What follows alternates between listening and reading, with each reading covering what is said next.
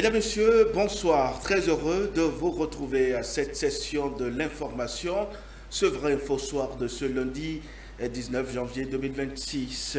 Au lendemain du scrutin législatif du 11 janvier dernier, tous les regards étaient tournés vers la Commission électorale nationale autonome.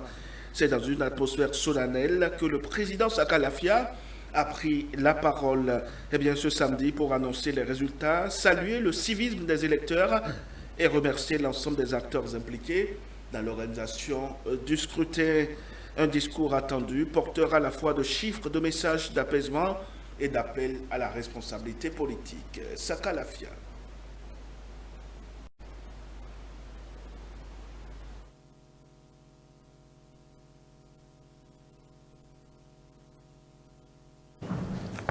Béninoises, Béninois, mes chers compatriotes,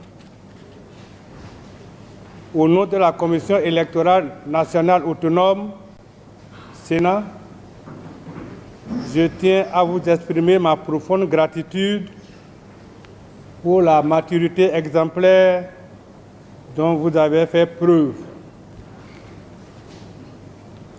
Vous avez été les artisans essentiels d'un processus électoral qui s'apprête aujourd'hui à marquer l'histoire de notre pays. Sur l'ensemble du territoire, au sein des 17 350 postes de vote, le scrutin du 11 janvier 2026 s'est déroulé dans une atmosphère de paix et de dignité, exempte de toute violence. Chaque citoyen a pu, dans la plus grande sérénité, accomplir son devoir civique et exprimer sa volonté souveraine. Certes, comme l'exige la complexité de cette opération d'une telle envergure, quelques défis logistiques mineurs ont été relevés çà et là. Toutefois, grâce à la réactivité de nos équipes déployées sur le terrain, ces incidents ont été promptement maîtrisés et n'ont altéré en rien la régularité, la transparence et la sincérité du scrutin. À cet effet, je tiens à adresser une mention particulière au gouvernement de la République et à son chef, ainsi qu'à l'ensemble des institutions républicaines. Leur engagement sans faille dans l'exercice de leurs fonctions régaliennes a été le socle de la réussite de ce processus. Au nom de la Sénat et à mon nom propre, je salue le civisme exceptionnel de chaque électeur.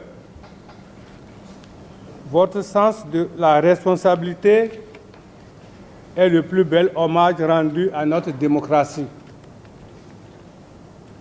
Je rends également un hommage mérité à nos forces de défense et de sécurité. Leur professionnalisme et leur vigilance ont garanti une sécurisation absolue du territoire, permettant à chaque Béninois et à chaque Béninoise de voter en toute quiétude. Mes remerciements s'étendent aux observateurs nationaux comme internationaux, ainsi qu'à toutes les parties prenantes. Leurs regards impartiaux et leurs témoignages précieux viennent consolider la crédibilité internationale de notre système électoral. Enfin, je salue la presse nationale et les médias en ligne. Par votre traitement équitable et votre professionnalisme remarquable, vous avez été les sentinelles éclairées de ce scrutin. Mesdames et Messieurs, au terme de nos délibérations, le Conseil électoral a scellé la décision numéro 004/Sénat/PT/rapporteur/DGE/SP du 17 janvier 2026 portant publication des résultats provisoires de l'élection législative du 11 janvier 2026, dont la teneur vous sera communiquée à la fin de ce message. En rendant public ces chiffres, la Sénat clôture une étape cruciale de sa mission. Le flambeau de la vérité électorale est désormais transmis à la Cour constitutionnelle, arbitre suprême et garante du respect de la loi électorale pour la proclamation des résultats définitifs. Dans l'intervalle, j'exhorte chaque citoyen, chaque acteur politique et chaque sympathisant au calme, à la tempérance et au respect sacré des institutions de notre République. Que l'esprit de concorde continue de guider nos pas. Vive la démocratie, vive le Bénin. Je vous remercie.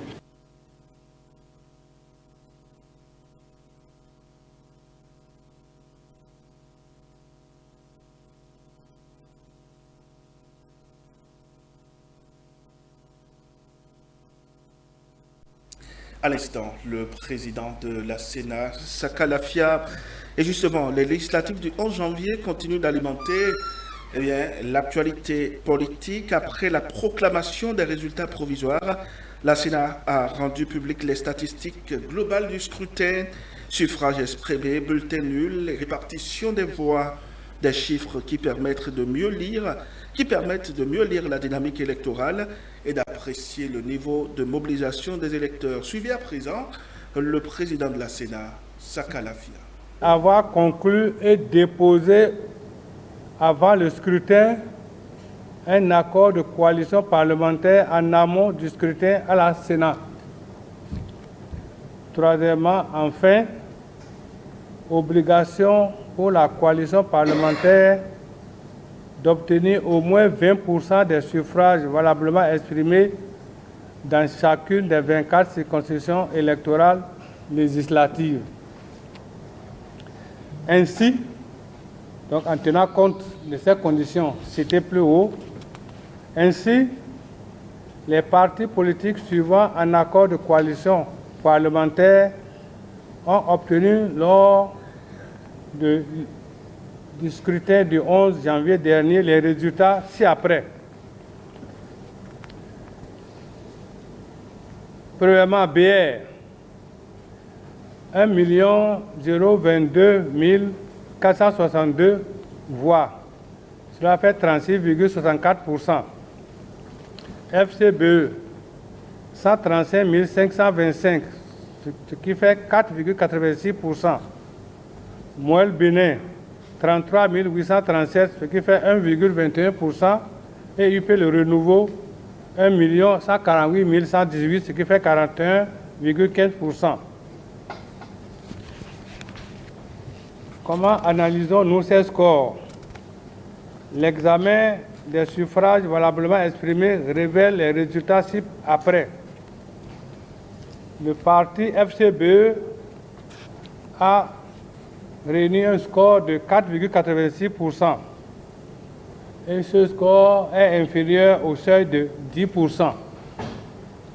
Le parti Moelle Bénin a obtenu 1,21%, un score inférieur également à 10%. Bien que les partis FCBE Moelle Bénin aient conclu un accord de coalition parlementaire avec l'UP Le Renouveau et le BR, les avantages de cet accord ne peuvent leur être appliqués. En effet, ils n'ont pas atteint individuellement le seuil minimal de 10% au plan national requis pour rendre l'accord opérant à leur profit. Conclusion.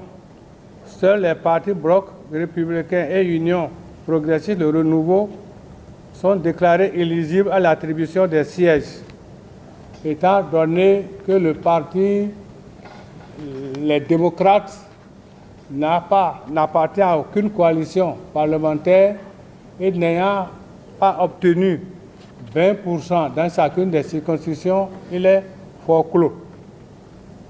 Ainsi donc, les partis qui sont légalement éligibles à l'attribution des sièges sont le Bloc républicain et l'Union progressiste. Nous passons à l'article 5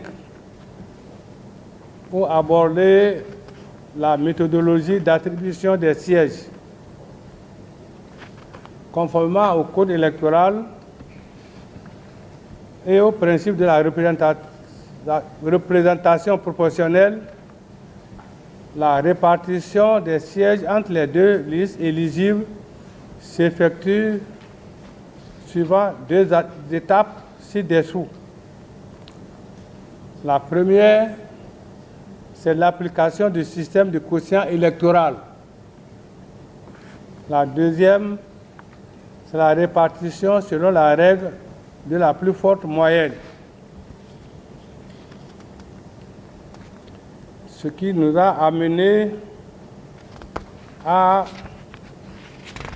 reprendre un tableau qui indique les suffrages, en première colonne les circonscriptions, en deuxième colonne les deux partis concernés, en troisième colonne les suffrages obtenus par chacun des partis et les pourcentages équivalents en tenant compte de l'ensemble des suffrages exprimés.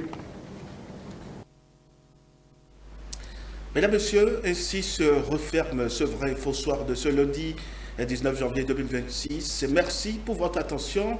Excellente soirée en notre compagnie.